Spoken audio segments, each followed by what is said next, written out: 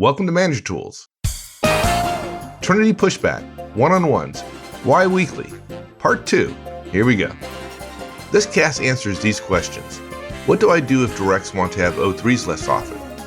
Why should I insist on weekly O3s? Should I agree to monthly O3s?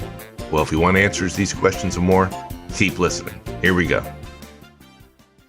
Folks, if you haven't yet rolled out one-on-ones, or even if you have and you're struggling with feedback or coaching or delegation or other issues of managing your team, I encourage you to come to one of our Effective Manager conferences. There are virtual ones. You could also, of course, buy our digital video EMC, but there are virtual EMCs and there are public in-person EMCs as things start to open up after the pandemic.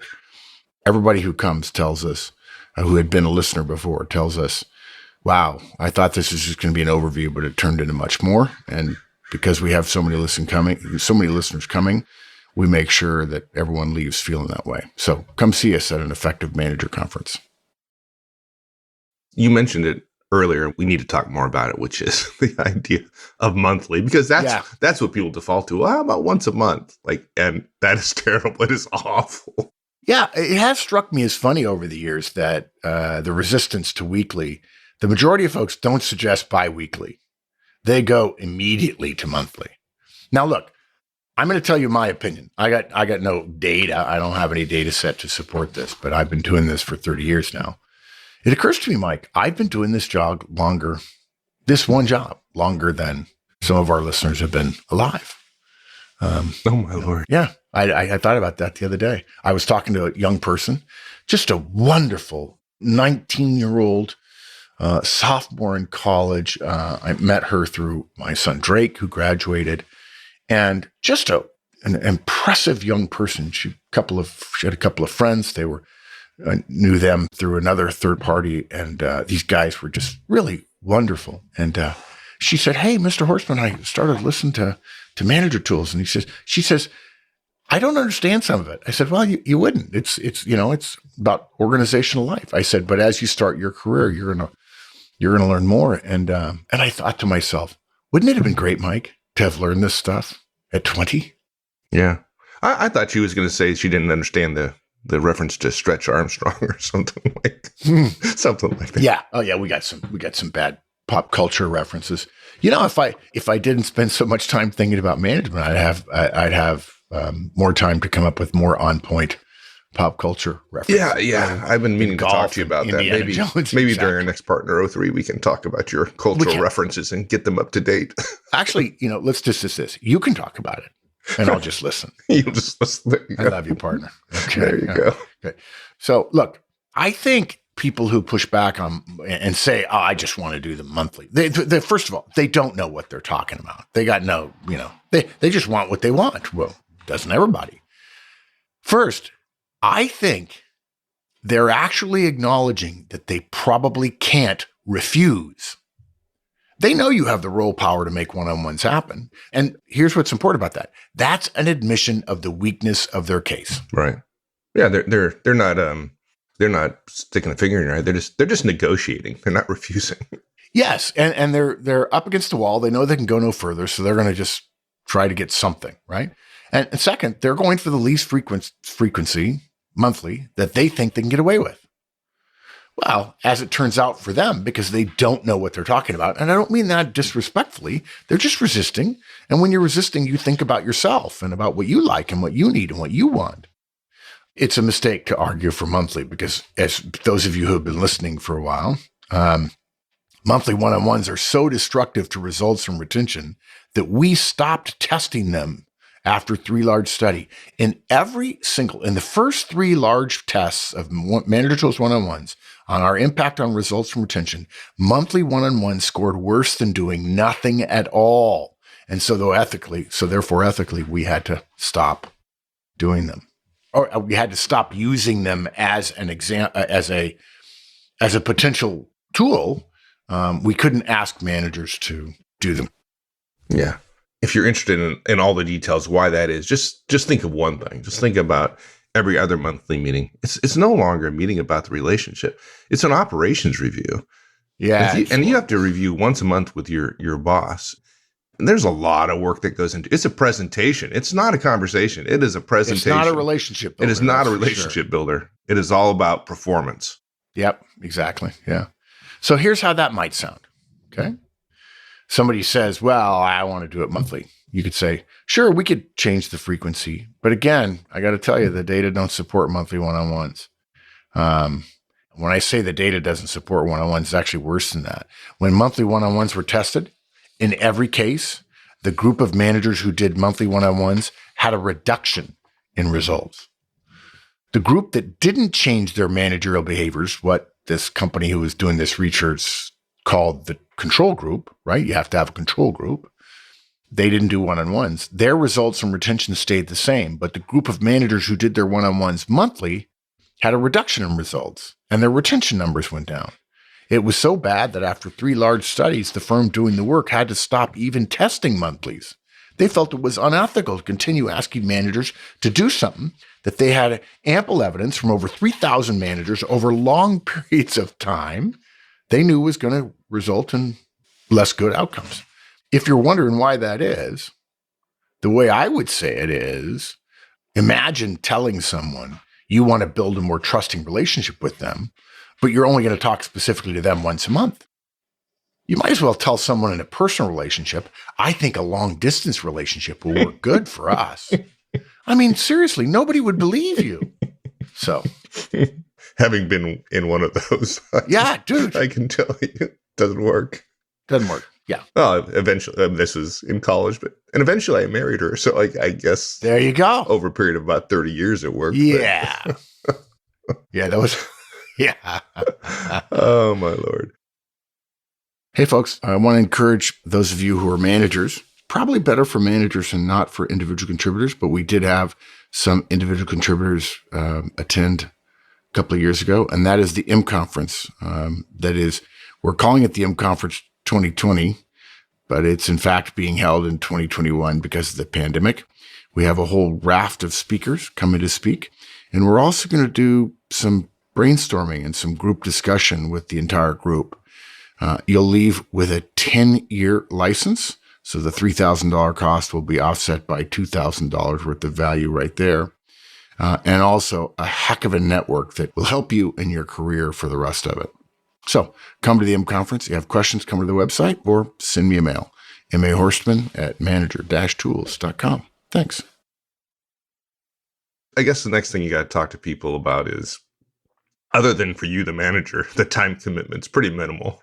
Oh yeah. Yeah. This is like, everybody wants to say it's so much. I don't have 30 minutes. Oh, do you know how busy I am? Mm-hmm. No, but let me check around and I'll let you know how busy you are once I find out. Look, it's been our experience at Manager Tools that most resistance to one-on-ones is a knee-jerk reaction to change. Again, that's why we want to underreact. Okay, give your people cover so they don't have to defend themselves when you attack them after they resist. Virtually every direct, and I would argue all reasonable directs, accept that some amount of communication is necessary for organizations to work. So those who resist choose some part of the program to object to, and that's usually frequency. Again, this is normal. Don't overreact, underreact. So when somebody says, well, I don't have the time, if you were me, you could say, well, I've taught a couple of U.S. presidents to do it, and they did it. I'm just saying, I'm pretty sure you're not the president, dork. But let's break down the time commitment. A weekly one-on-one takes 30 minutes out of a direct's week. Even if your directs only work 40 hours a week, and by the way, they're always telling their friends they work more than that, tyrants that we are, 30 minutes a week boils down to 1/80th of their week. That's 1.25% of their total work time. Folks, one really can't make a principled argument about a change that will affect only slightly more than 1% of their work week. Yeah, that's right. Yeah, we would well, submit boss, that- but it's much more than that. It's 1.25%. So Oh, that's right. Yeah, you're right. Let's be precise. that's like Not 25% more than what you let's said be it was. precise. Come on. We'll be precise in our numbers and completely inaccurate in what they tell Yeah, us. right. Exactly. We would submit that everybody's calendar is changed by far more than 1% of their time every week by random corporate changes, process changes, mistakes, delays, other people's vacations, and general overall inefficiency. Every week, every day. Are you kidding me? Dude, Every day. Exactly. The average wastage, you may not know this, but there's a standard number or organizational life.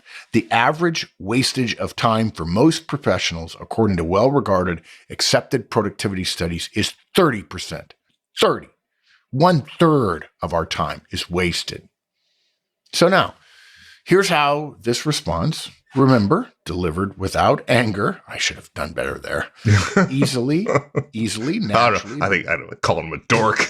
That might have been a little much. Yeah.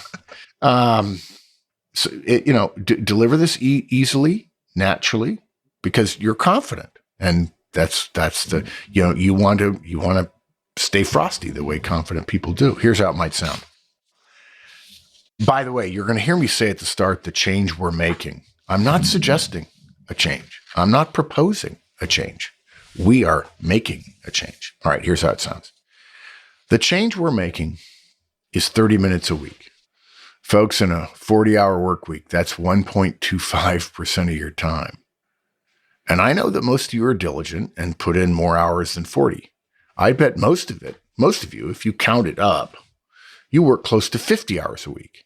That means we're only going to be making a change that's 1% of your schedule.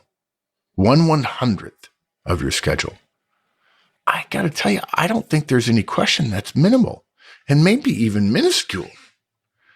Can anybody really argue here that our calendars and priorities and productivity are so well oiled without changes from above and delays and inefficiencies that 1% would put our work output at risk? I don't think so. And by the way, if you want, you can go a bit further. Got to tell you guys, something else is important to me. I'm not asking for much.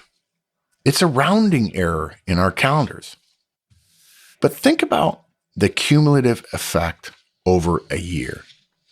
At the end of a year, you and I individually will have spent, assuming normal vacation time, roughly 25 hours a year versus, say, 2,500 total work hours in a year, 50 weeks times 50 hours a week.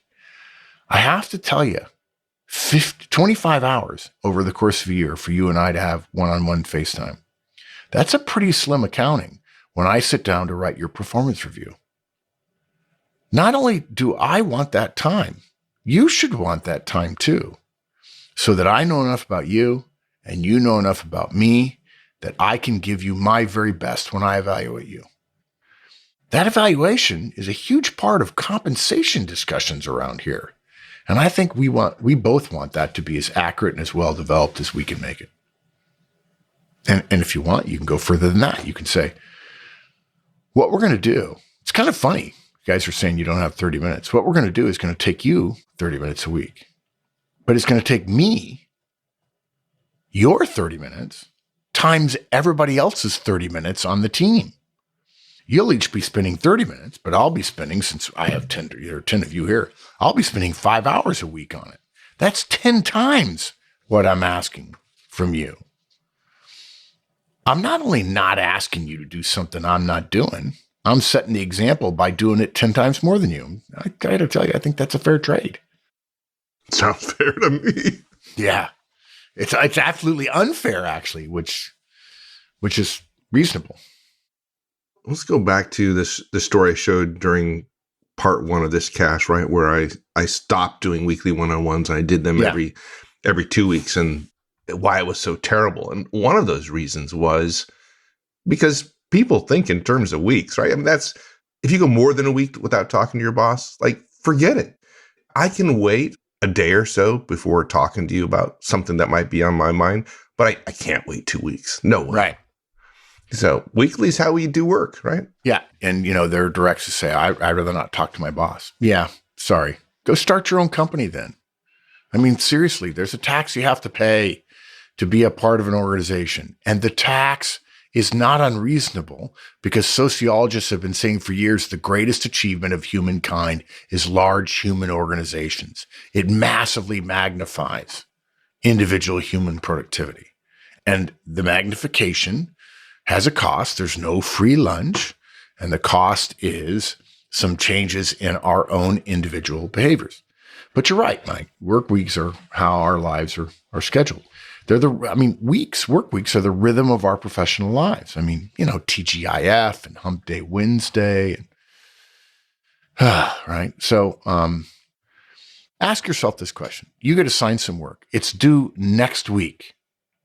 Is almost immediately going to be put aside in favor of your existing deadlines and deliverables of this week. Every time. Yeah. Important projects, they all have weekly meetings. Agile, the best management innovation of the past quarter century, relies on weekly sprints. And heck, even daily Scrum meetings. The fact that Agile came from IT is mind-boggling. IT was the worst managed organization on the planet for 50 years. And guys, you have to know me a little bit. I'm not slamming IT. I'm not. There's a good reason. There's a history there. Okay. But it was bad. And now getting better than everybody else faster. Agile is doing it. To schedule something less frequently than weekly, which is designed to address one of our most important levers in an organization, which is trust and communication, makes absolutely no sense at all. Okay, so how might that sound? Folks, look, here's why I'm making, this is at least in part my case for weekly. Weekly is how we all think of our work. We focus on our deliverables of this week. We tend to put off a little while work that's due next week until we get this week's task done. If you go to a monthly meeting, the first thing you do when you come back from that meeting is put that stuff aside and say you'll think about it in 3 weeks. If we were doing, we have weekly meetings on stuff that's important. If we were even doing one-on-ones every other week, stuff that was relevant last week probably wouldn't come up, just like Mike's example. That means a biweekly or fortnightly one-on-one is less than half as useful. And by the way, that's actually borne out by the data. If you haven't looked at some of the stuff I shared with you, biweekly one-on-ones are only 40% as effective as weeklies, while taking 50% of the time. That's an inefficiency right there. And gosh, monthly would just be crazy if we're thinking about the quality and quantity of our individual communications and relationships. And look, maybe some of you don't think relationships are as important as I do. I can understand that, but I do think they matter, and I'll tell you why. Because relationships are about trust. I want to be able to trust my boss, and I want you to be able to trust me, and trust comes from talking to others about what's important to them. Weeks are important to us, and trust is important to me. So that's why we're going to do them weekly. What about the folks that suggest that maybe they're different? Yes. You can do weekly with Bill and Ted and Mary, but they're special. They're special. Yeah, that won't work for me. Yeah, all the rest of these guys, they can do that, but no, not me. I'm your most important producer. Yeah, and everybody hates you. Yeah, sometimes somebody will resist enough to suggest that while weekly is fine for everybody else, they don't need or want weekly O3s. But guys, look, not everything we do at work is completely customized for each of us. The tool we use are sometimes chosen for us because otherwise we wouldn't really be an organization. We'd be a bunch of independent contractors. We don't get to choose our own software. The company does that. We have to use company email. Everybody gets paid on the same schedule with the same pay system. We all have to go to some meetings at times that are not ideal for everyone because ideal for everyone is impossible. One-on-ones are a tool that we're implementing, and the data says the tool is best implemented on a weekly basis. Now, for those of you who are familiar with it, this is one of my favorite examples of the law of sub-optimization, the theory of sub-optimization, actually. If you don't know it, this is a fundamental, you can go look on Wikipedia. There's books been written about it and so on. In order to make an overall organization optimized, human beings have to individually accept some individual sub-optimization of their own work. Now you say, well, that's uncomfortable for me. I prefer to have my work optimized, right? That's fine. If we were to optimize everybody's individual work, the organization would then be sub-optimized. That's how human organizations work. Organizations have known this for a long time. And so this is one of those small places where I'm going to ask for what right now you may feel is a little bit of sub-optimization. So how might you say this one? Hey, look, dude, I understand your reticence. I respect it. And we all accept, as part of being a part of a large organization, some standardization of tools and processes to make us effective. And not just as individuals, but as a team. We all get paid the same way. We all have the same badges. We do expense reporting the same way. Corporate tells us how to format our reports, and we all do that the same way. And again, this is a small investment in what I know will generate a return that justifies it. And just from a scheduling perspective, all of you having different frequencies, me trying to keep track of all the different frequencies here, I mean, let's be honest, it'd probably drive me mad. And so I'm asking you all to accept weekly. And that's that. All right. That covers the stuff we were going to talk about today. There's probably, the world is a varied place. I'm sure there's other responses you'll get from direct. So write Mark. Send mail. mahorstman@manager-tools.com. Yeah. And let me know what you think. I'll just summarize here real quick. I know it's popular to say resistance is futile. I love that show. But resistance isn't futile. It's normal. And the effective manager knows that more communication is better. That's how you beat resistance, is communication. Not with force, not with role power, with communication. It's better to brief in advance and expect some resistance and to prepare for it. And now you're prepared for it. Perfect, dude. Thank you. I enjoyed that immensely. My pleasure, partner. Had fun writing it. All right. Thanks, everyone. We'll see you next week. Have a great one.